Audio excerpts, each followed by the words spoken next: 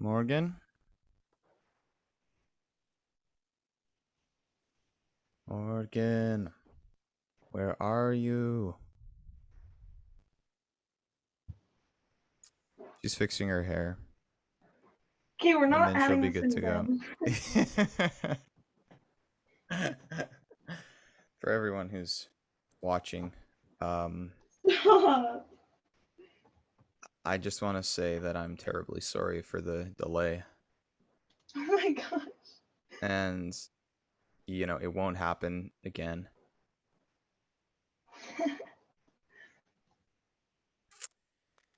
I'm now going to read some lines from 100 Best Love Poems, one of my favorite novels. Well, it's actually just a book of poems. This one is by Leigh Hunt. Jenny kissed me. Jenny kissed me when we met, jumping from the chair she sat in. Get time, you thief, who love to get sweets in your list, that in. Say I'm weary, say I'm sad, say that health and wealth have missed me. Say I'm growing old, but add, Jenny kissed me. Thank you. Aw. What's that from? It's from 100 Best Loved Poems. Aw. So, yeah, sometimes I just read that before I go to bed. Not that particular poem, but like just yeah, I just always read Jenny kissed me. Every night. Okay. Morgan, how's it going? Good. How are you? Doing well, doing well. How are you liking your little um closed quarantine thing? My habitat. It's Yeah. pretty different for sure. Got the whole setup going. My mattress on the couch here. Yeah, living the life. Yeah, it's actually not bad space. The room that you got is like, I don't I know, know. in square I know. footage. Yeah, if I ever like move to a little apartment, this kind of like size would be, oh my gosh, amazing. Perfect. Yeah. Got the It's kitchen good. there. Yeah, it's So good. It's good. perfect. It's good practice for when you move out. Yeah, wherever I go, we'll see. Yeah. So let's just start a little bit by talking about your song that just came out because that's super exciting and that's a Yeah. huge moment. So for people who don't know, Morgan just released her first single called Valencia. It's I did. on Apple Music, Spotify, anywhere you can, find your music. And I think it came out, was it yesterday or 2 days ago? 2 days ago, I think, yeah. So On pretty Saturday. pretty exciting. But do you want to just talk a little bit about Valencia and the process of bringing it from mind to matter, as it were? Yeah, that one was actually quite interesting. It happened in about an hour. I had it was it was actually based off like a scenario that or a situation that actually happened to me. It's definitely like And you can't go into obviously details too much. yeah, and you do like, you know, dramatize Dramatize, yeah, it. Yeah. yeah. So One of those words. definitely, yeah, definitely it was something all right. But that like just in that hour, I just had all these emotions kind of that were just kind of coursing through me. And so I was actually at Langley Fine Arts School during this block, and it was my spare, and I went into a practice room and I just kind of like poured out all my emotions into the piano. I just started playing and singing, and it all kind of just came. And a lot of the time, music comes progressively. Like it takes time. It takes whatever, a few days to kind of sort out your ideas and get like a bit of, lyricism here and a bit there. Mm. Um, but definitely like for this song, it just all kind of happened at once, and it was really cool. Like I walked out of the practice room and I was like, whoa, like that was kind of a cool coping method for me. Like I was able to use that block to like sort out my thoughts and feelings, which was Yeah, kind I of cool. think a lot of times music can be just such a good way to like a means of catharsis, or also, yeah, like you said, sorting through more complicated emotions that you can't necessarily just articulate in a verbal way, a solely verbal way, you know? For And sure. it's Yeah. almost like, I don't know if you've had the same experience, but for me it seems like the combination of melodic and rhythmic elements with the um like the written part almost gives you like a few extra dimensions of exploration in like your emotions. Have you found that like any particular, like if you're thinking about kind of the mechanisms of music, it's kind of technical obviously, do you find that there's Mhm. any specific things that you like tools within the music arsenal that help you? Like tools as in like whatever chord progressions or like lyrics or like that sort of thing, or Yeah, or like, when you're just talking, you're expressing ideas, and that's one way to get it out. And when you write, you have rhythmic, melodic, okay. harmonic, a bunch of different um like axes, Do you find that those help you like add more tools to your toolbox in terms of expressing something?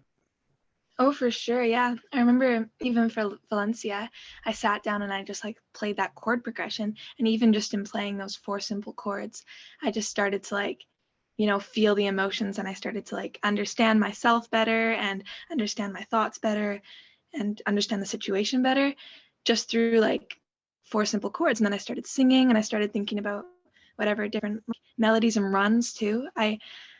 I really like runs, maybe a little bit too much sometimes, but those types of things are also just like, I don't know, they help me. It feels like it's just a phrasing tool that I seem to use that just helps me like progress kind of, or like express um whatever, like even if it falls, I can think of like falling tears, like think like stupid comparisons like that, just like the way that the line runs in my mind, I can see my situation better. So Hmm. it's all like it's very like technical little things, but they all, you know, But you all don't these little think musical about them aspects. technically, right? They just Yeah, happen. It's so weird, they just right? help me express, which is so incredible. I think Yeah. music is so beautiful. It's a weird thing because it's almost like a science in that way. There's you can explain and Hmm. dissect it, but at the same time, it doesn't come through analysis, or at least like really beautiful music often doesn't come just through analyzing and doing all like the right harmonies. It comes through doing something that just happens, and it's almost like it comes from somewhere else. Yeah, like a third dimension. Yeah, exactly. Yeah. Well, yeah, maybe I'll just edit in Valencia and we'll listen to it right now.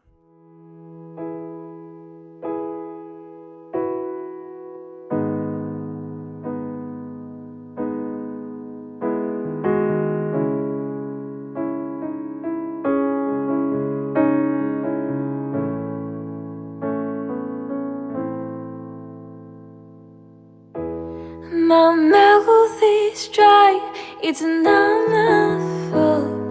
I don't know how to get these tangled words out. I spilled my coffee on my shoes, 'cause I was staring you out.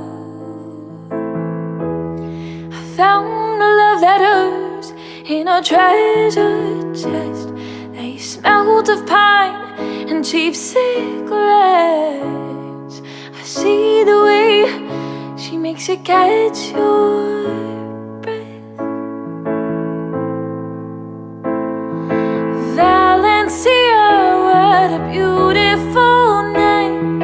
I swear you've got butterflies loose in your brain. Your sweet honey smile is making me go insane. Why do you have to do me again?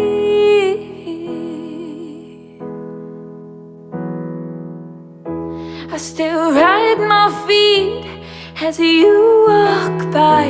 You barely notice me on my clouded eyes. You squeeze her hand a couple times. I want you smirk and kiss her neck, boy. I can't help but lose my head. I scream your name when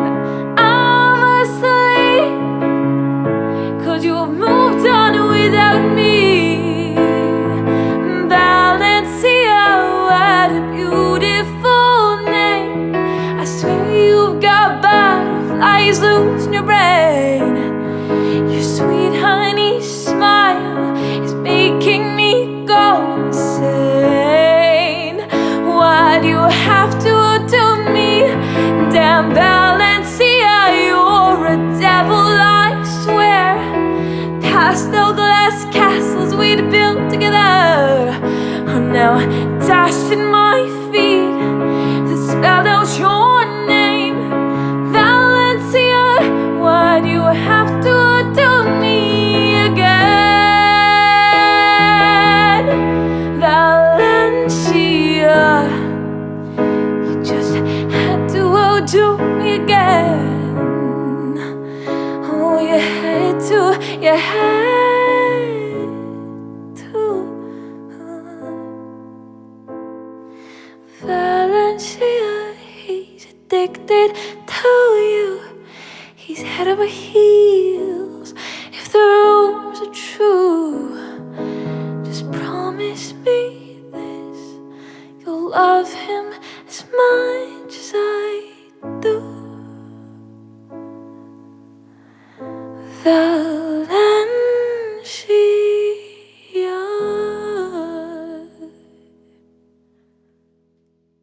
Okay. So is there anything you Yeah. wanna say to people that have just listened to your song, like to kind of explain behind the scenes or any specifics that you think would make interesting tidbits maybe? Yeah, like I said, I can't really go into too much detail just because it's kind of like a personal thing to me and I don't want to overshare anything, but You don't want to call um people out either. oh my gosh. Um but yeah, I think you could like tell through that song that it was quite a raw song. It was not like overly complex in whatever like all the editing and like all these tracks, drums and stuff. It was very like simple and acoustic, but that kind of was just the moment for me, just super raw and like kind of down to the bone. Some of those things obviously like I said, I just kind of like built up and kind of expressed like more dramatic than they maybe were, but I did, have some of those moments where I was like kind of that outsider person watching these things happen. And I think it's interesting because just to all the listeners, like I'm only 16, so that was kind of my first time really feeling like that intense of these kind of emotions. And I've always like kind of thought it was so stupid in movies when they like everything goes silent or whatever and it's like this big dramatic moment, but it's so true. Like it really feels like you're out of your body type thing, and that's Yeah. kind of what I wanted to express through this song, was just kind of that weird like feeling of just watching this stuff happen that really just kind of tears you down inside. So yeah. Wow. That's super interesting. And like there's nothing you can do to allow yourself to get outside of it, but like you're involved with it, but at the same time you're like behind it. You're not in the thick of the whatever's happening. You're there, you're watching. It's almost like you're watching yourself too, it seems, you know. Oh yeah, it feels like a bird's eye point of view type thing sometimes. It's a Yeah. weird situation for sure. So I want to just ask a question about lyrics and not Mhm. specific lyrics, because obviously you said the story is, I mean, it's pretty self-explanatory on one level, and on another level it's like you can't necessarily say exactly what it is. But one thing I've noticed is that you're a fantastic lyricist. Do you want to just talk a little bit about your process with writing lyrics and how you come up with the lines that you come up with? Yeah, well, I'm definitely a very visual learner. Like I remember as teachers, uh, our elementary school teachers, they would always ask on these forms at the beginning of the year, like, how do you best learn? Things like that. And I was always just like, I didn't really know what else to say, but I did know about myself. I'm super visual. Like I love just seeing things and having things out in front of me visually. So when I sit down on my piano bench and I like start playing these chords, I can visualize things like even like the pastel glass castles. I could like totally see that in my mind. And sometimes I close my eyes and I just play and I can see all these different like visuals in my head. And so I basically just try to describe what I'm seeing, kind of thing, and try to use words to like fabricate these images in my mind and form these ideas. And so, yeah, and also just like, I think in the moment too, there are certain like visuals that run through your head as well. And I usually like, I'm not the best at remembering kind of what I'm feeling in those kind of moments because they're hard to sum up. But I do remember like a couple specific things, like even the butterflies in the brain, like it was just this really hard moment. And I remember kind of thinking that in the moment, I was like, she's so perfect. But she's like, she doesn't see that I'm just like yearning to have what she has, right? So I remember like, yeah, a lot of the time lyrics I can form after the moment, but in that moment I remember thinking like, damn, she has butterflies in her brain, like she's so perfect. And but she doesn't, she's kind of a fool, like she doesn't see what she has and how special it is. So that's sort of thing. Yeah. Yeah, it's weird the what you said about the moments. That seems like for me as well to just kind of be a theme that it comes back to. And it even makes sense from the neurological perspective. If you look at it, like we actually are really bad at remembering things, which is why eyewitness testimonies are, not used, not, I mean, they are sometimes, but they shouldn't be taken too seriously because we edit our memories afterwards. And what we do remember is almost like moments and like pictures a lot of times, less than like a whole sequence, And so it's weird because you have these flashes, it's almost like these photographs instead of a video, because you don't have enough space to log all these videos, and so you just take pictures throughout time. And then expanding on those moments is like so cool, especially in the songwriting perspective.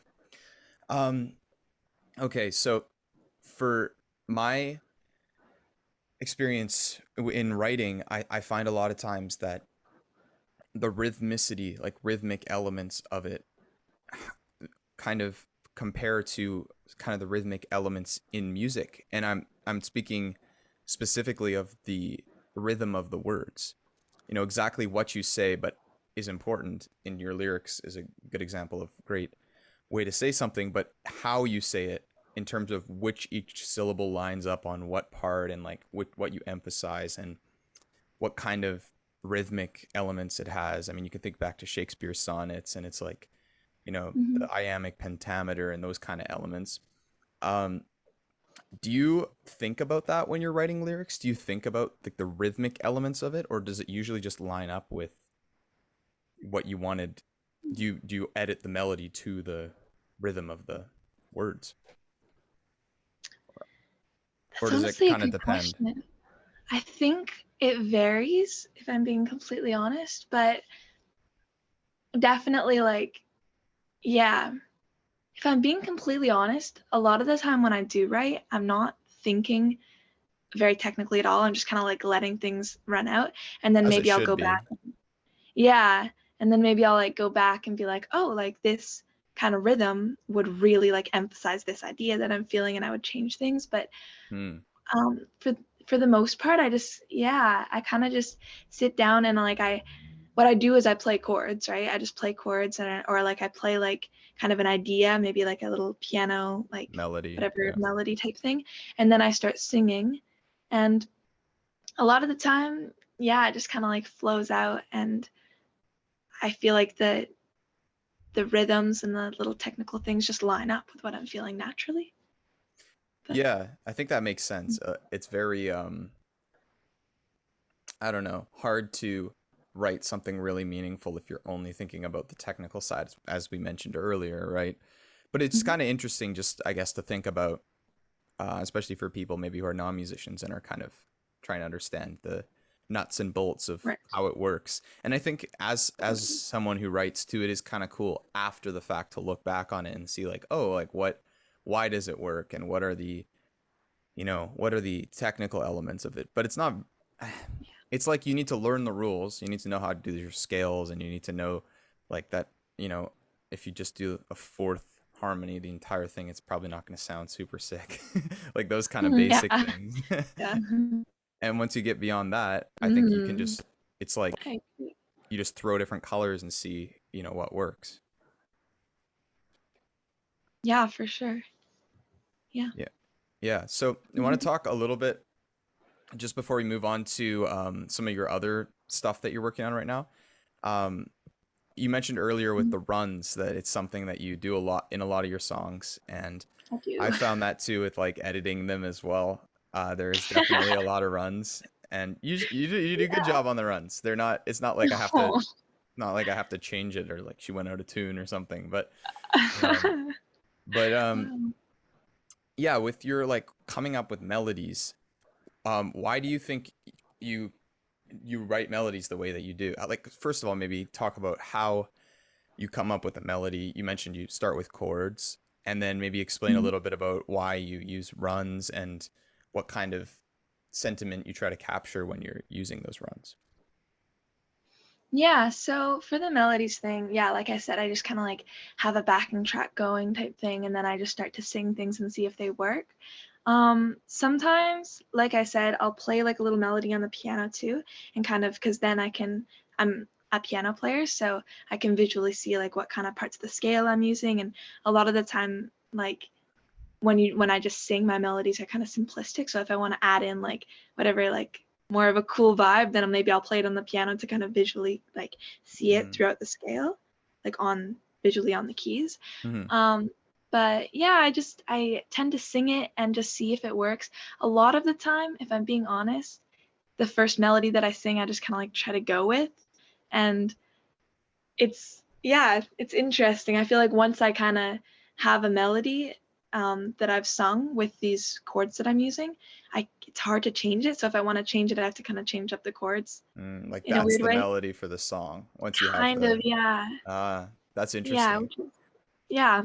But and then with the runs, I think they just capture like such a feeling. I think runs are very raw. Like you're just kind of like letting your voice kind of like go. It's almost that like kind of like um craving kind of vibe where you're like wanting something or you're like kind of yearning. So these runs are very raw. They're just kind of like letting your voice go. And I think that um, they also just add so much to the song. Like I think melodies are really beautiful, but like if you have too many runs, they can totally take away. Mm. But I think when you have some cool ones, they can just add like such an element of like a little bit more complexity and a little bit more like fun too for me because I do Yeah. enjoy them.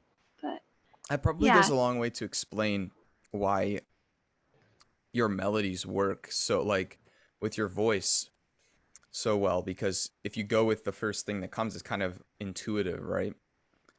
mm, I think if you change your melodies a lot, you're probably more likely to get confused or mess up the melody because you're like, oh, wait, that was the original melody. I changed it to this thing. But if you just go with your yeah, gut on it and you only ever have like one melody per thing, then, it's probably going to be more like you're not going to forget it as much. yeah, for sure. I think also like that's why I can just remember my songs quite well. Like I seem to, whatever, I can just like go to school and be hanging with my friends, and they're like, "Oh, do you have a new song?" And I can just play it because I only kind of went through one trial. Like, well, I go through multiple trials of editing, but like I only kind of like had one melody that kind of was working for me. So Mm, yeah. yeah, that's really interesting. So yeah, your first song's out. Everyone should go listen to it. I'll keep the link below somewhere in the Oh, comments at some point. um, thank you. I so appreciate it. let's move a little bit more generally about the Okay. story of you and music, because you've always been musically inclined since you were young, Mm, and you know in the past couple of years it's really become clear to you that music is something really important in your life and for who you are as a person. So I was wondering if maybe you could take us through your journey thus far in with music and kind of some of the ups and downs and things that you've learned along the way. Yeah, for sure. Well, I've been wildly blessed to go to Langley Fine Arts since like grade 1. So I've had music integrated into my life for years and years and years now. Um, I remember all like those grade 1, grade 2, grade 3 like choir performances. I was in all those choirs, and Yeah. um, in grade 6 you can start to choose to be in the choirs. And I think it was, to be honest, fundamentally like you and Steph and Scotty that like just having my family so musical, like you guys kind of all chose the music group, that I was like, oh, I'll try out the choirs. So in grade 6 I chose to continue with choir. What would you have done if you didn't Definitely. do music? Oh, probably dance, because I did That's dance as a true. kid. That's true. Yeah. Yeah, yeah. That makes So sense. that was, yeah, I remember even like the thing about our schools, it's amazing that you can prioritize like one thing and really work in one field. But I do remember going to some of those dance shows in middle school and being like, oh, I wish that I could do that too. But I'm glad that I did choose the music route. Yeah, I mean the thing I think dance is so um like to do it at a really high level, it's kind of like music. Music and Mhm. dance are the two ones that and anything that you want to be really good at, you got to put a lot of time into. But music and dance are the ones that from like a young age, if you want to go into like the classical roots, you have to go like 5 days a week for like multiple Yeah. hours to do like a bunch of different classes. So it's kind of hard to do both of them at a high level. But I Oh, also for think sure. that they're kind of slightly inextricable in that, to be a good dance, you kind of have to have a good sense of musicality of movement, and to be a good musician, you have to have a Yeah. good sense of movement as well. Like you have to be able to kind of move to your music in a way. Oh, no, for sure. Yeah. I know like even Wait, there are lots of what did the dancers. call say? Vivian? Vivian. I have no We should get idea. Vivian on the pod. We should. Yeah, let's add her in right now. Yeah. Okay, sorry. Continue. No, no, no. I was just saying, even there are like some dancers in choir too, and like Mr. Michael always seems to be like, like you guys move so well, like you just flow with the music, and it seems to just Even be if such they a don't, natural he would thing. probably say that.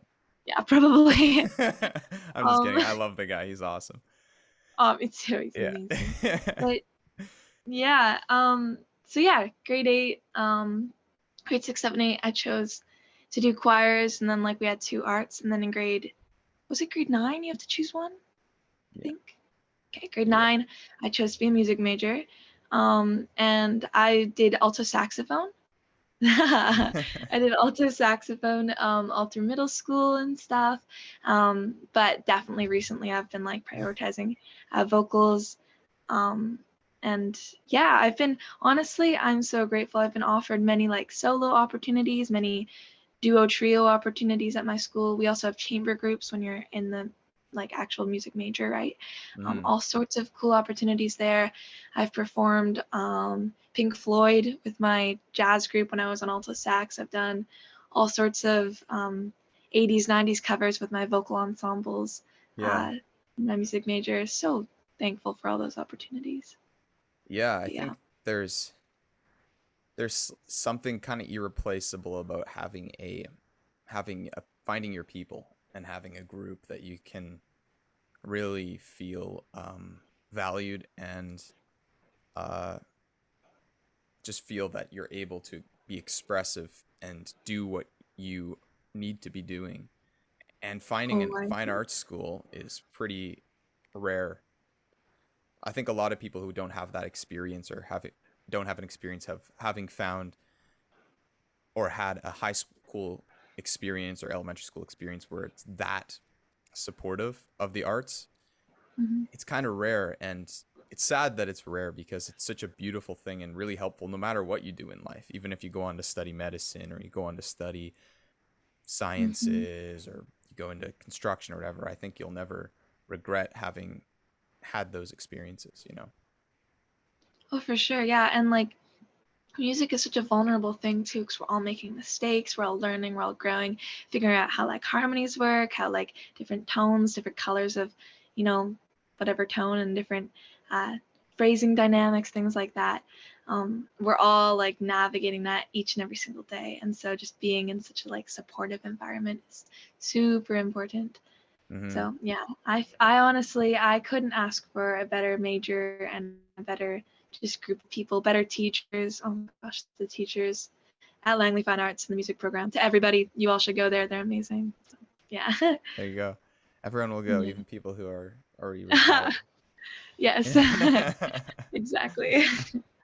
So, But yeah, in your experience so far, specifically in the music program at Fine Arts, mhm. do you have any memorable stories or memorable performances or groups that you were able to perform with?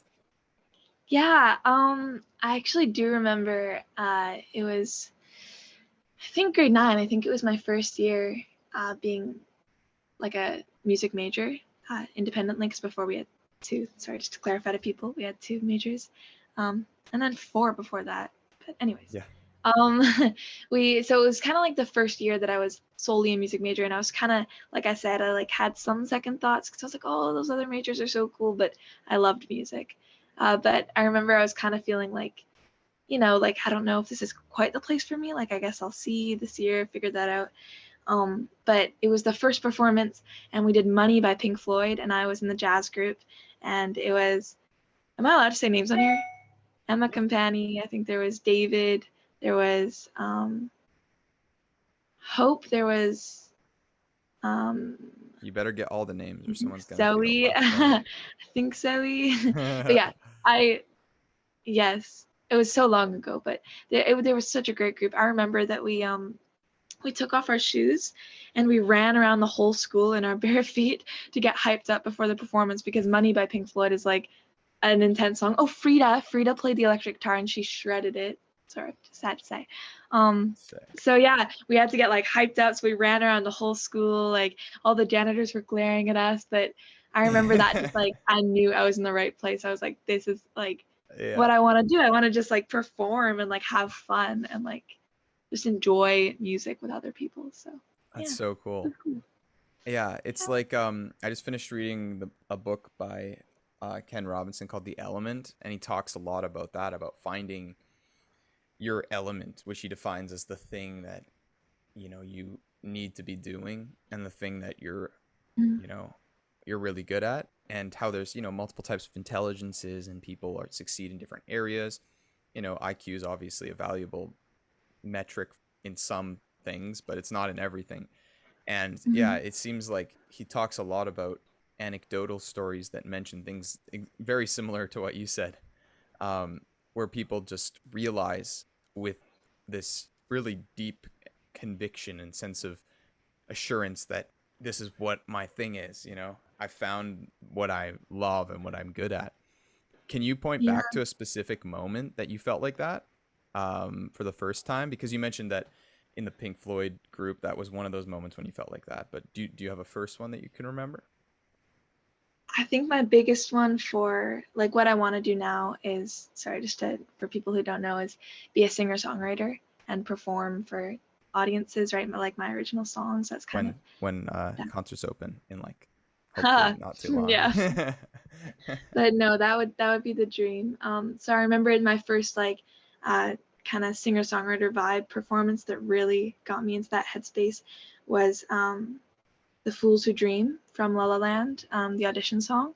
I did it for vocal studies in grade 9, and I remember Mr. Michael was working with me before, and I wasn't supposed to go for another week or whatever, but he was working with me that day, and he was like, Morgan, like, this is awesome.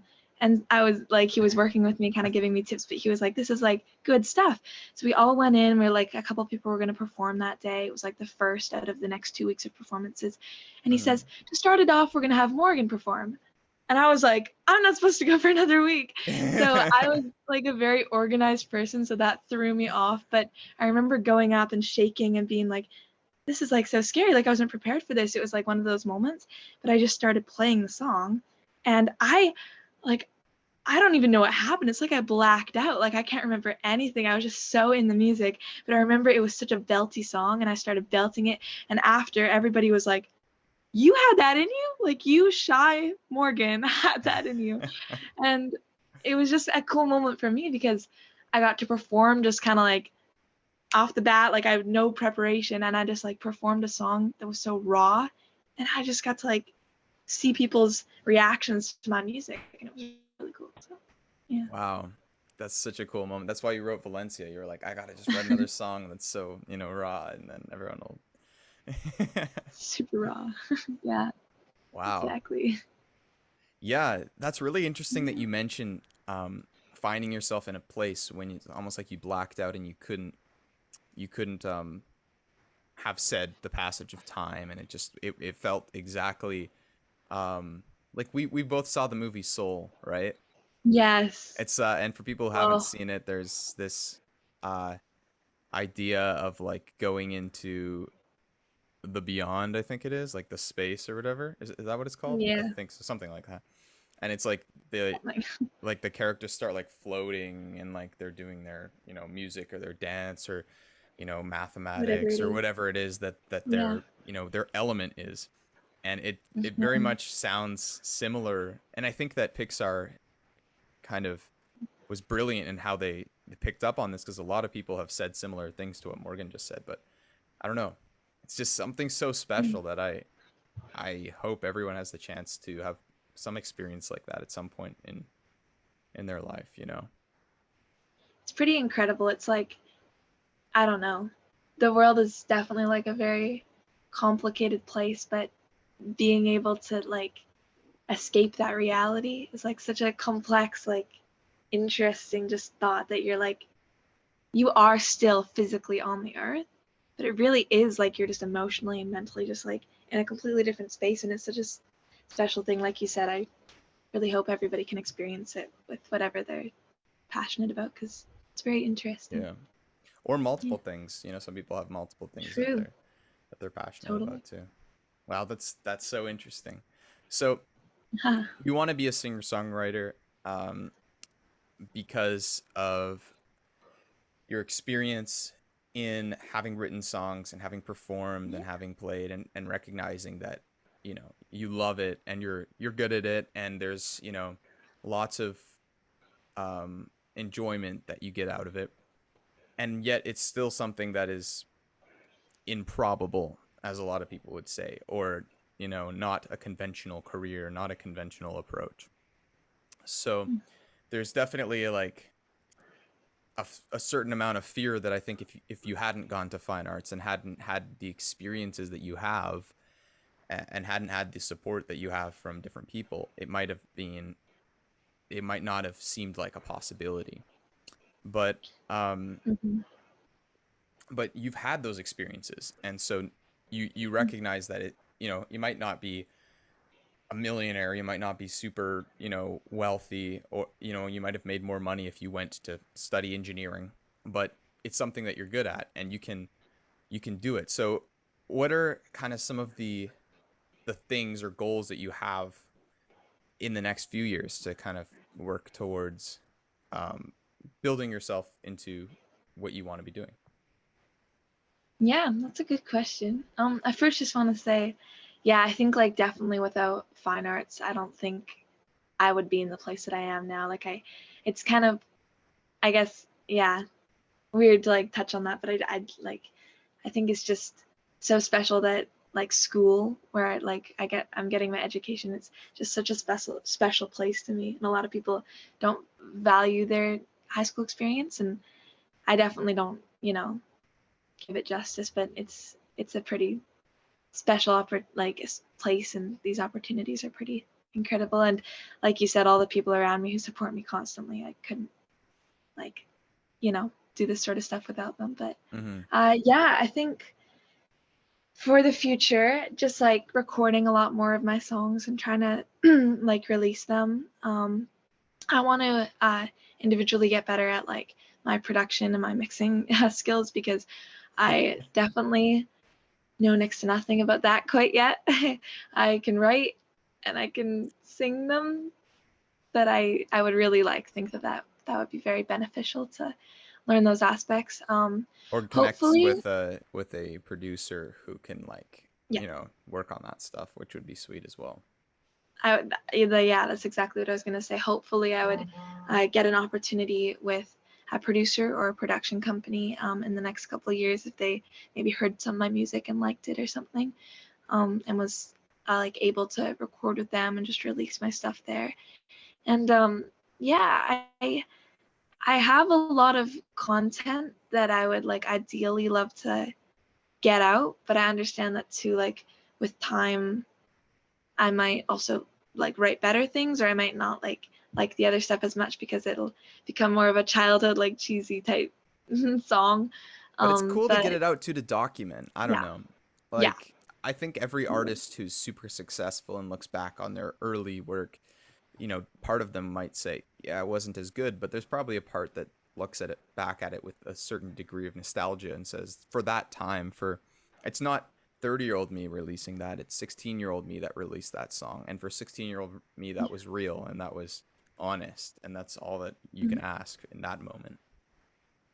yeah, for sure. I agree. I think for where I am right now, like my stuff is like very, real to me, and it's very like just kind of where I am right now in my life, and I'm kind of just turn the ringer off, kind of just trying to embrace that, I guess. And yeah, so for the next couple of years, just try to release a lot more and hopefully get some opportunities with people too. Oh, collabs too. If people wanted to collab, that'd be really cool eventually.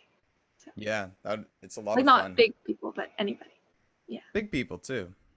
Well, yeah, if I got that opportunity, I wouldn't pass it up, but Yeah. yeah. Yeah. That would be unwise. Yeah. Unless it was disingenuous, you know, unless you're like, oh, you know, I shouldn't collab with that person because they're like, I don't know, completely different. Like they're a dubstep writer and I'm not Oh. writing like that or something. I don't know. Honestly, I'd probably still Weird. take it. Yeah, fair enough. I don't even know what I was saying. Let's just scratch that from the record. That's Oh great. man. So Yeah. so you released Valencia, and we have a few more that are already kind of half produced. Yeah. That I'll finish once my exams are Yeah. done. But do you have goals in terms of the quantity of output, or are you just kind of playing it by ear at this point and gonna see where you go over the next little bit? Yeah. Playing it a little bit by ear. I think like eventually I definitely want to release like an album. That's like a big goal of mine, because I like right now I don't think I have quite enough stuff to release an album, but I think at some point I will, and so that would be a goal. I think for now like EPs and singles are kind of like what I'm headed for. Singles are a good I idea think too, because then people get, you know, yeah. get to fully saturate that one piece before you give another one. Oh, totally. Yeah. I think singles are very special in that sense too, because we're just focusing on one idea, one concept. But yeah, I think I write a lot. A lot of it is trash. I like really respect even what Ed Sheeran says, because he says like you just write every single day, and most days are going to be like, well, that was awful, but then there are going to be certain days where like, oh wow, like look what I just did. So Yeah, it's the I dirty think just faucet writing. analogy, right? He's like, you run it and it will be like bad water and then a little bit Yeah. of good water, and then eventually it will become more consistently good water as you get better and better and better, right? Yeah. I think just writing and like trying to just keep consistent with that is a super big thing. So, Putting in your 10,000 hours. oh my gosh. Yeah, exactly. You'll probably get 10,000 hours in not that long. You do write a lot.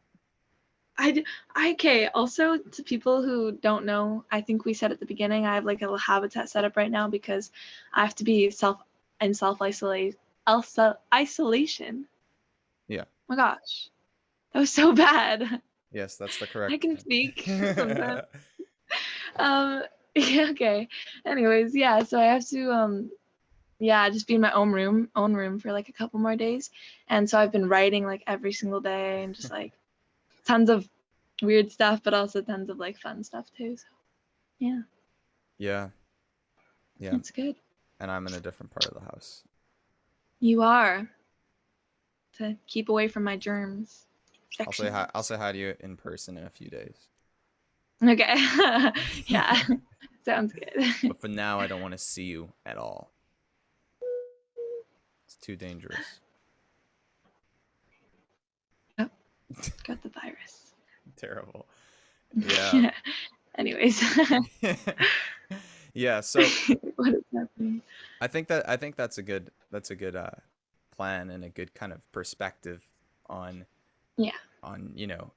right now you're just in high school, you're just finishing this, so releasing songs is great, it's like bonus.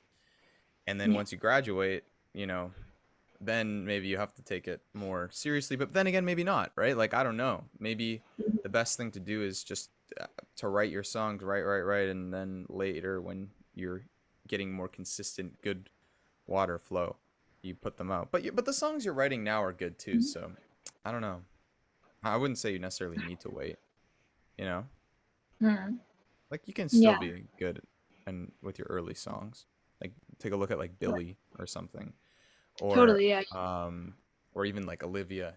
It's just like a lot of people write their first kind of songs and then they do really well. So I mean, of course they had, well, not Billy, but Olivia had a fan base through acting, so that's a completely different situation. But She's incredible. I Yeah. adore her. Gosh. yeah, I know you talk about both of them a lot. They're Yeah, both just incredibly everybody knows I talented love her. artists. Yeah. Oh yeah, for sure. They're both amazing. Yeah, like what's the quote? I can't remember who says it, but it's like nobody is undeservedly remembered, but many people are undeservedly forgotten, kind of idea. So Oh, there's some people who, do really great things that aren't remembered, but everyone who's like super successful, it's like there's a reason, why. mm, They've done something, they've connected with people in a way, and I think that's an important thing to remember, whether or not you like certain artists or the ones that are successful, usually because they have, tapped into something, you know. mm, And also that there's lots of people, incredibly talented people too, that aren't like super famous. So I think that it's great to just yeah. remember, as someone who's writing music and making music, if you keep your eye unclouded to the only the prestige of a person, and you just kind of focus on how talented they are or how skilled they are or how honest they are in a particular way, I think that can be, better in a way than, I don't know, the alternative. Yeah, I think like a big thing going into any career is just like, I think like friendly competition can totally be a beneficial thing, but I think also just like appreciating everybody's like skills and talents. Like it's definitely human nature to try to create hierarchy in every situation. So I think it's super important to like just in any situation you kind of step into, try to appreciate everybody's different contributions Yeah. and like recognize that you're talented. Like don't diss your talent, but also they're talented in their own way, and you And can lead both be. up and down the chain of command is something that Jocko Willink said in his book Extreme Ownership, and he's a Navy SEAL guy, so very different kind of lifestyle, but I think it applies here as well, where it's like, Mm-hmm. if you are at the top of the hierarchy, you have a responsibility to lead down the hierarchy, and if you're at the bottom of the hierarchy, you also have to lead up. You have to, you have to be a leader to people who maybe are more successful than you by certain worldly standards, because in a way you're the only you're the only person with your contributions. And you see this a lot of times with musicians, like people who have really been successful will, reach down and say something really kind to someone who's more up and coming, and I think that that's really cool. Mm. Um, Yeah, yeah, yeah, I agree. and also I was gonna say one other thing. What was it that you said just before this? Just for this, I just said that like people need to recognize their own talent, but also others' talents, and like kind of just be, Oh I yeah, guess, yeah, yeah. yeah, I was just gonna proud say of it. that. I was just gonna say something about how, um, like the abundance mentality is I think the best way to approach these kind of situations.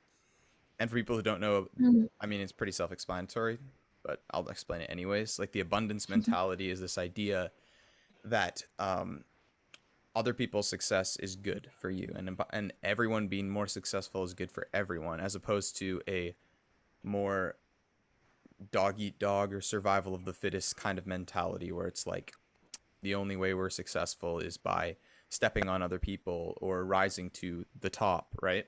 But the abundance mentality is more, and this is actually, I think, in line with what the data shows in terms of world trends, is that when everyone becomes healthier, everyone becomes wealthier, it actually helps everyone, you know? Mm-hmm. And so yeah, there's inequalities and there's hierarchies in every industry, including in music. But like, Mm-hmm. it's kind of cool to see now with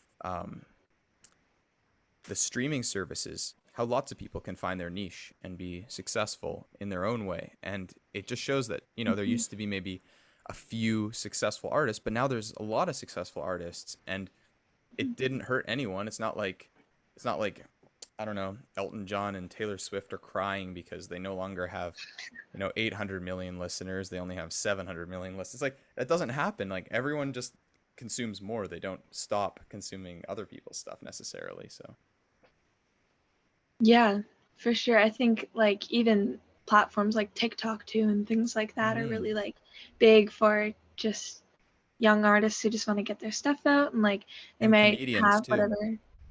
Yeah, yeah, that too. But yeah, they might have like whatever 1,000, 2,000 likes or whatever on their videos, but they're still just getting like feedback from people and getting like the opportunity to share their stuff and share their love. So I And their think it's songs cool. might genuinely be impactful to people, right? Yeah, Um, no, totally. yeah, something mentioned in the podcast today with Izzy was that there's a couple of artists who um, very few people knew. Maybe they only had a couple thousand or less streams on Spotify, and yet a lot of times there's stories where you hear about people who were really impacted by these bands, or like one of their songs made a genuine difference in their life, like sometimes really Hmm. big differences.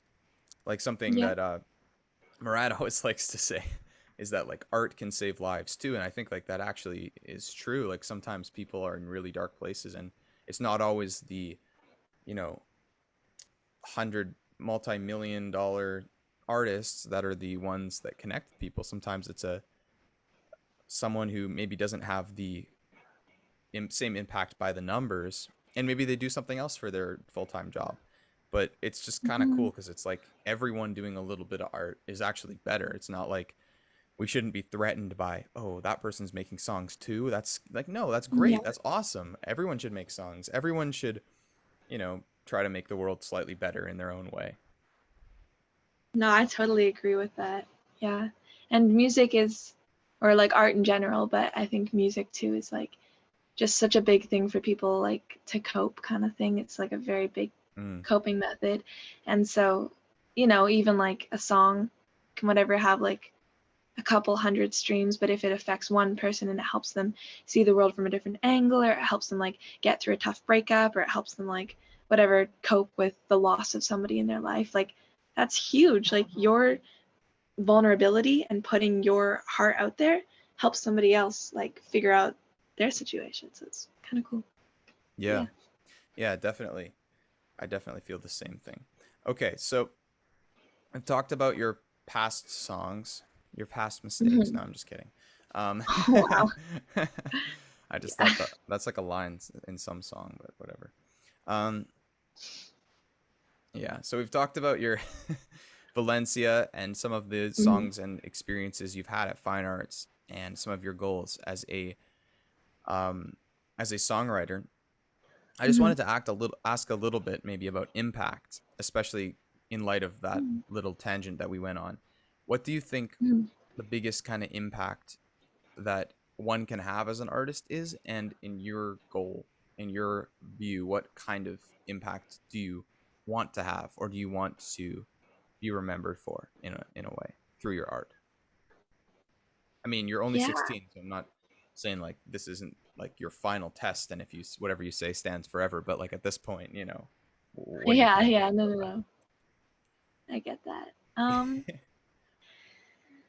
There are a lot of things that I think are like really crucial, like a lot of like impacts that you can make on the world. But I think like just kind of that safety or that like acceptance with whatever you're being in your situation is super important. A lot of people have struggled or do struggle with just kind of like accepting their passion because whatever their parents say that they should take a different route, or they think that something else is more conventional, or maybe they want to do something conventional but they feel like there are just certain like aspects that pull them away from this. But I think it's super important to just accept your cravings, and I think like just accept what you're pulled to. Like you said, there are certain things that you just can't not do. Like you have to, like, it's just part of you. You have to, like, you're magnetized to that force. And I think like, yeah, being a Christian too, I think that God like created us to have these incredible gifts. And so I think that it's super like cool that everybody has these different poles in their life, and I think it's super important to accept that. I think it's also a big thing that I would want to leave on the world as like my impact is just that like teamwork and collaboration is like just super important.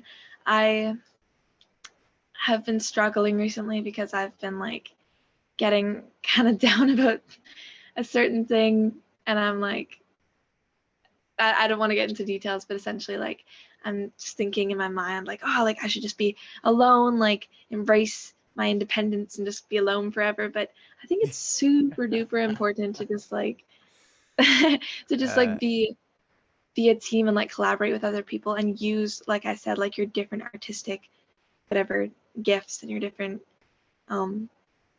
skills to just kind of like work together to make the world a better place. That sounds like a Zootopia thing. Make the world a better place. Yeah, I love that movie. That's a great Ooh, one. yeah. They're making a second one. It's coming out this year, I think.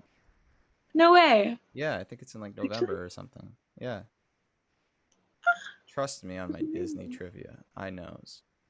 I respect that. It's interesting that you say that though, because I do think that there's this kind of cliche battle among artists in particular, but I think this is a component of being human, like the messiness of being human, like a struggle between ambition and relationship with other people, you know, interdependence, but there's kind of, especially within artists, this age-old battle of, you know, do you have to be the starving, the struggling, the lonely artist in order to put out this great work, or you can be, you know, happy and content but never make anything interesting, you know? And I'm not saying that I particularly agree with this, but I do think that there's, I mean, as they say, no argument's remembered because it's completely wrong, but usually there's a little bit of truth in it if enough people believe in it. There's probably like some element of truth. It might be completely wrong in its manifestation, but like the underlying truth of it is probably something true there. And I think with this, it's something that I've thought a lot about, and I've had conversations about this as well. Like, is it better to just learn by yourself and spend time, you know, on your own, or to be, you know, in a relationship, either romantic or with friends, like a lot of the time? Because when you're with friends, that's really beneficial socially for you, and, you know, might decrease anxiety, etc. But it also reduces your amount of spare moments, you know? Like, you no longer have these these spare moments. I don't know. What do you think about that whole kind of topic? Yeah, I think like my friends mean the world to me. I adore my friends, and so I think like they definitely help grow and like mold me as a person. I think they like, especially a lot of my friends are artistic, and even the ones who aren't are like help, shape me in different ways. But I think as an artist, like having people's inputs and different perspectives, of people who are close to me, and like of people who like have opinions that I just like, I respect their them as people, like that's definitely really helpful to have those types of perceptions. I think I love having, like I said, like those friends to input into my life, but I definitely, when I'm individually like working out my art, I just need to be alone. It's just like a part of me. I just like, I need to have that independence. So I have the input, but I need to work it out by myself. Yeah, I think that's really wise. I was just looking at my wall over here because I have lots of like quotes and stuff. Not like quotes. I'm not like 90, but uh but I do have, well, I guess they are quotes, but like I don't know. I just don't want to sound like too whack. I have a quote here on my wall, on my quote list or whatever. It's not like that. I just, Nice. anyways. It's just a reminder, and it's about like seeking feedback from others and how important that is in every kind of area that you're working Mhm. on. How important it is to um, have people that you can depend on and people that you truly trust give you feedback, especially on your art or on things that Mhm. you did that's more creative, to see if you're in the lines of, if it makes sense, if it's good, if it's meaningful.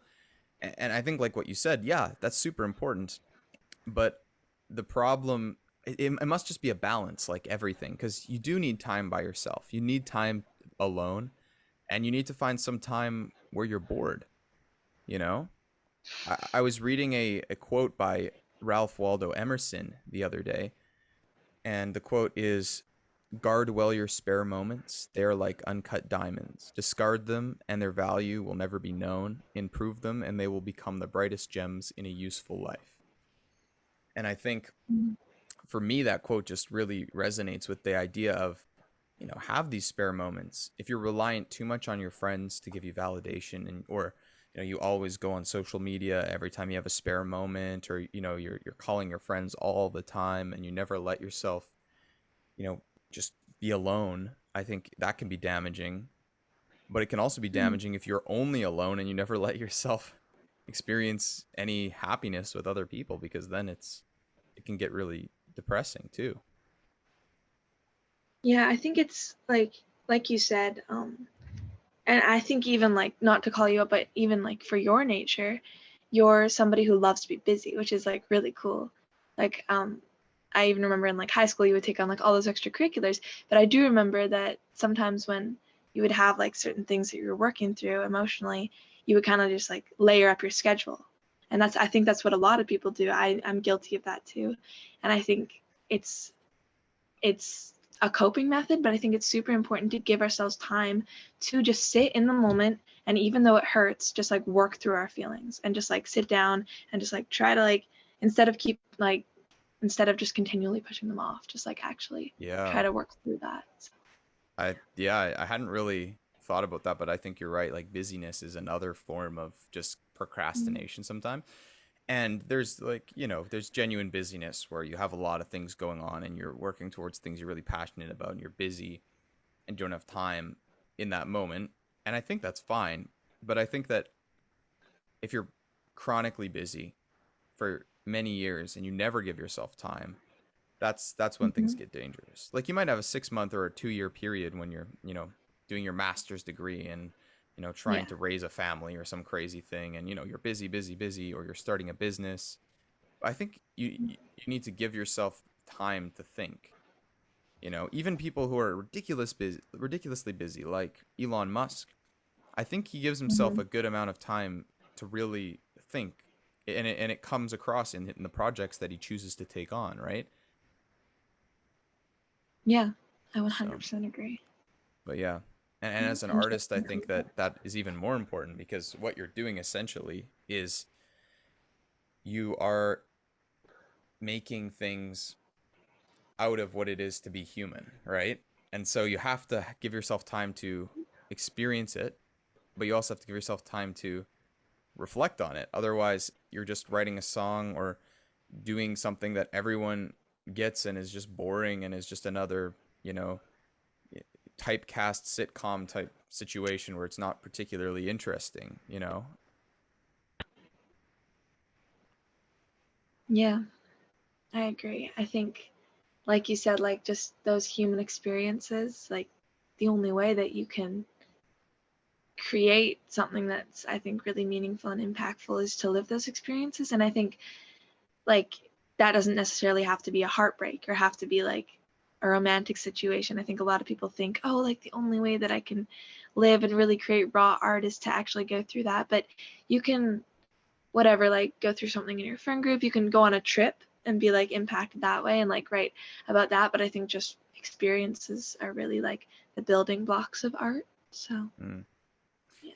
When you look back on your life, are there any particular experiences that stick out as formative or particularly relevant to helping you either as an artist or develop as a person?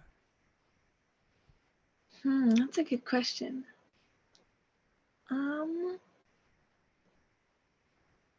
I mean, I've had a lot of incredible and also challenging experiences in my life. Nothing that like, you know, is has been like detrimental or anything, but I've definitely had like my share of, like pros and cons in my life.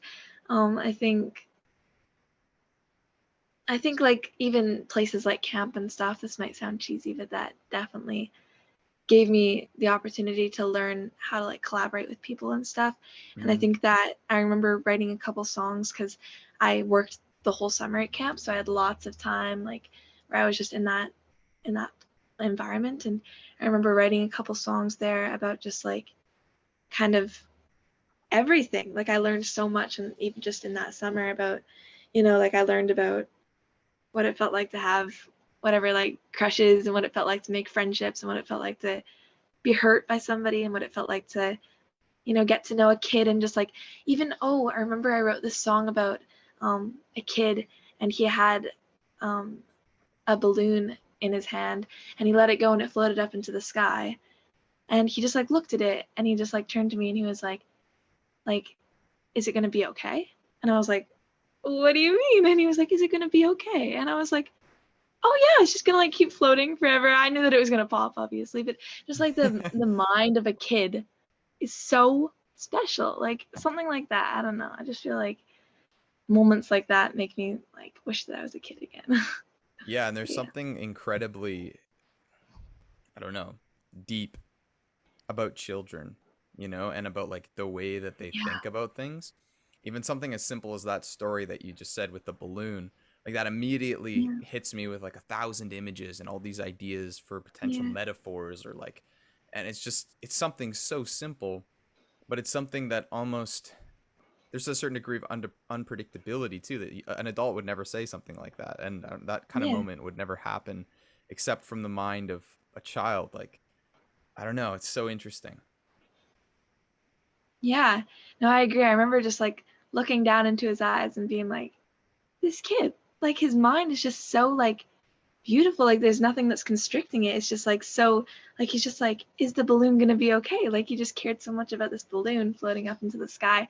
And I just it just made me like feel so sad because I'm only 16, but even like at my age, I know that I'm never gonna have a mind quite that free. Like I'm always gonna be constricted by like, certain just ideals that have been set into me. And it's just Yeah, and the it's world's pretty like interesting. the a lot of influence from different things that you've learned. You know, you've been educated in school, but in a way Yeah. that's kind of narrowed you. You had all this potential, and now you know you've been educated, and you can maybe explore more things now that you've done it. But you can no longer see the world through the mind of someone who doesn't think that way, because you're gonna think like a scientist Mhm. in a way, right? You know, you're gonna look at things and be like, oh, it's just a computer, it works like this. You're not going to see the magic of it anymore, of like, whoa, what is Yeah. this, you know? And it's really good in Yeah. a way, but it's also kind of, you know, you lose a little piece in every amount of thing that you learn. You lose a little piece of the wonder behind it and the magic in certain things, unless you really cultivate it through art, you know? Yeah, for sure. Yeah, I and I agree. think it comes back to trying to like think through the mind of a child. Mm. A lot of times I think that can just be a really useful thing to come back to when you're in doubt or you're kind of adrift, wondering about things, to just come back to that kind of questioning or that kind of thinking, that a lot of adults or a lot of people who um, you know, have a more serious view of the world now will look and say that's stupid or that's crazy, but in its own way it's not. It's real in a weird way. So I don't know. It's yeah, it's such an interesting topic.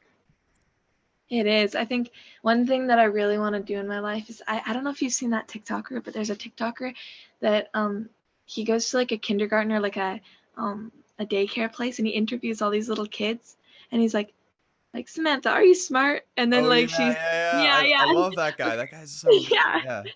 And it's so adorable because he like asks them all these like questions and they're saying bonker answers, but they're so cute because they're so raw and they're so just like just the mind of a child. Like And some of them are all funny, this but some of them are oh, like deep and you're like, "Oh, in a yeah. way like that's kind of interesting." Yeah, like I don't know. I think it's just so interesting. I think that's something that I want to do one day is just interview like children and just kind of like hear their free thoughts, you know, not being constricted by anything, which is cool. And I think your view on things will just be so much more light. You know, I think you need Yeah. that kind of comedy and you need that kind of lack of Yeah, you do. seriousness because things can get Oh so yeah. serious, especially if you're really Mhm. concerned and trying to genuinely enact a certain degree of change. And you're thinking, you know, I see all these problems and I'm trying to figure out what I can do as one person to lessen some of the suffering or make some of these problems less bad. But I think one thing that you can always do is just the abundance mentality, approaching things with an attitude Mhm. that is positive, you know? Even if Yeah. technically cynicism is the correct attitude and it's like logically better, it's you never get anything done, you know? You're more Yeah, for likely sure. to be a positive uh role model to people if you're a positive person. And not stupidly positive, not like everything's fine and there's nothing wrong with anything, but you know, Yeah. generally positive. Yeah. There's definitely it's like that whole idea of like you kind of choose how you go about your life, how you look at the world. Like it's really all about mindset. So Yeah, yeah. especially in our kind of globalized world that we have today, right? Because you have so much access to information and Oh. misinformation. But even if you're trying to, Mhm. you know, even if you're trying to be super unbiased and, you know, you don't watch the news, you only read the articles by like select news articles or whatever, you're still going to get um, one take on the world. And you could, if you were born in a different country in a different year, maybe you would have a different take of the world. And so you just recognize how kind of flexible your perspective is. And then it becomes a Mhm. matter of there is no absolute correct thing that I know 100%. And so I just have to come up with what I think is the best thing based off my experiences and what I've read. And that can be kind of daunting if you take it too seriously. But if you give yourself a little bit of the childlike approach, Yeah. um, I think it can just make things a lot less stressful. Yeah, I agree. Aw, Yeah. Do you have definitely true. anything else that you want to say about your music or about your process as a musician? Mm. Um. Hmm.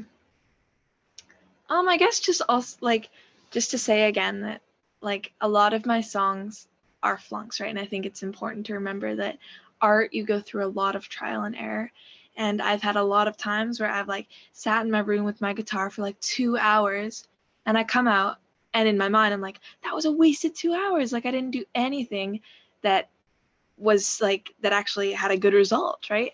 And it's really frustrating. And I think it's like important that people don't give up at that, because I like, even for songs like Valencia, like that song came through for me, and it ended up being something that was special for me, and something that, you know, like I think worked out to be a piece of art that you know, really like represented what I was feeling. But a lot of the time you come out with nothing, and it's like super important that people aren't like, oh well, I'm not meant to be a songwriter because those 2 hours were crap. Like just keep going. I think also, like, if you have an idea, just write it down. Even if it's stupid, just write it down, or just record it quick. Like, just do it. I know that it sounds like over the top, but just if you have any idea, just do it, because you will at some point scroll back and whatever, find something that's kind of interesting, and then you'll write something a lot of the time. So I think that's great advice. And also with anything in life, that kind of the first portion at least applies.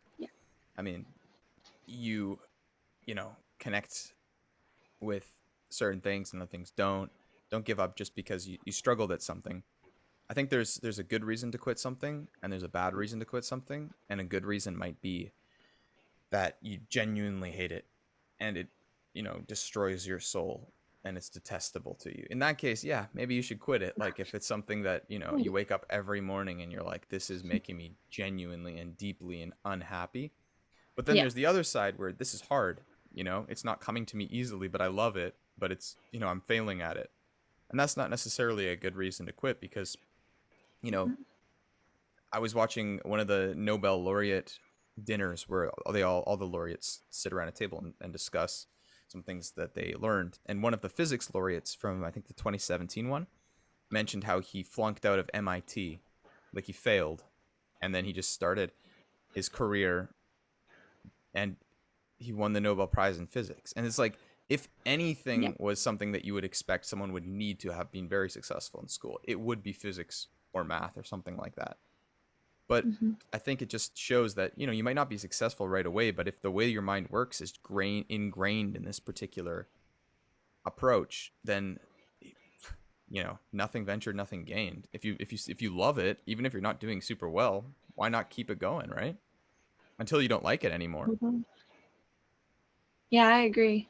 I think it's definitely that persistence. Like, it's going to be so frustrating sometimes. And I think, like, the biggest thing is just wasted time. Like, I'm definitely somebody who likes to come out of a day, like, thinking, okay, like, I got this done, I got this done, I got this done, like, I feel good. And a lot of the time it will feel like wasted time, but it's not. Like, you're growing in every single, you know, hour of struggle or success that you have. So. Yeah, I love that. All right, so I have one last question that I've been asking everyone on the podcast. Thanks so much for hopping on. Yeah, of course. From Thank you for having me. This 35 nice. meters away or whatever. Yeah, I know. Up there. So the question is, if you could have one message or one story that would get through all the noise of the world and really connect with people, and really impact them deeply, what would that message or story or lesson be?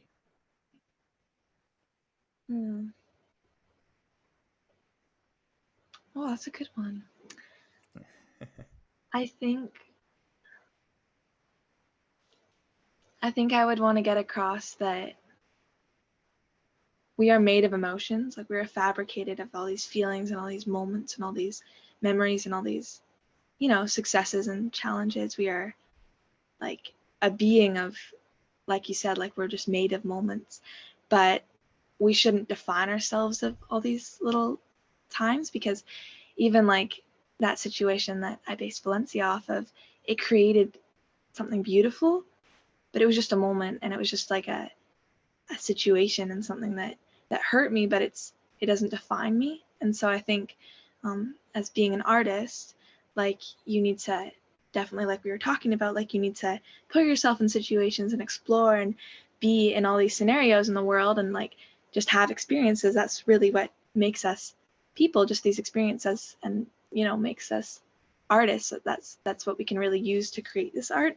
But we are not those experiences. We are like humans. We are more than just the moments that are in our lives. And so I think it's important to not get so caught up that you're like really like letting your emotions drown you, because you can so easily just be drowned by all these aspects of our lives. But just to like let them create something beautiful or help you kind of create art or do what you love, and like kind of put out stuff that you create into the world that you're proud of, or that you think will impact the world. I think just letting those experiences create stuff but not define you. Yeah, I really like that. So it's like appreciating them too, but not letting them go further than just an acknowledgement level of appreciation, not like truly infect who you are as a person. For sure, yeah. I think that's an important thing for even me to keep in mind. So yeah, well, those are the best, I think, messages, is the ones that you yourself also need to remember. Then it's not just a hypocrite type thing, but it's like, this is me too kind of idea. For sure. Awesome. Moe, thank you so much for coming on the podcast. Thank you. This was lovely. Yeah, it's so much fun. And congrats again with the song. More songs will definitely be out soon. Yes. Yeah, just give me a few weeks. Sounds good. Thanks again, Ben. This was awesome. Gotta get back to my neuroscience. Yep. Nerd.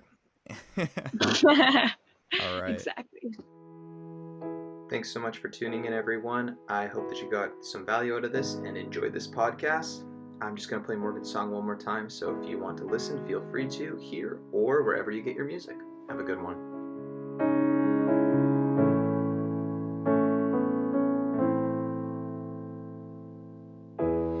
My melody's dry, it's not my fault. I don't know how to get these tangled words out. I spilled my coffee on my shoes, 'cause I was staring you out. I found the love letters in a treasure chest. They smelled of pine and cheap cigarettes. I see the way she makes you catch your breath.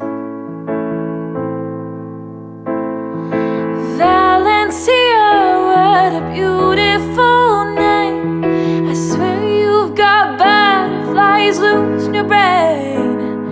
Your sweet honey smile is making me go insane. Why do you have to do me again?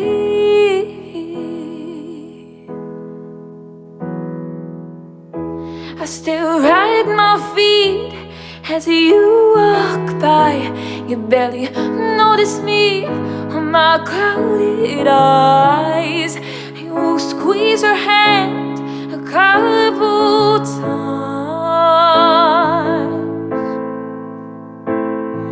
I want you smirk and kiss her neck, boy.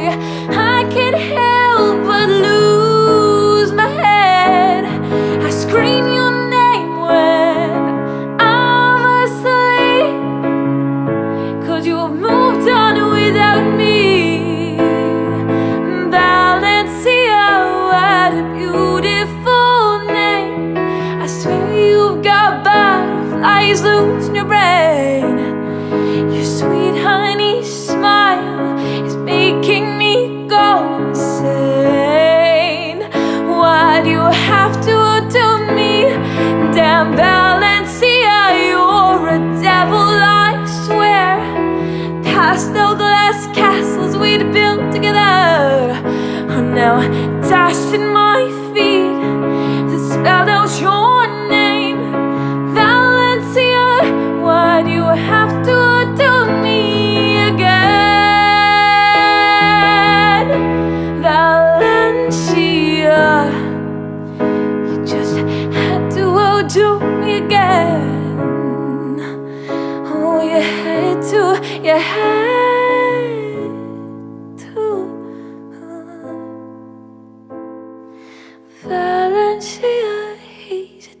did to you. He's head over heels. If the rumors are true, just promise me this: you'll love him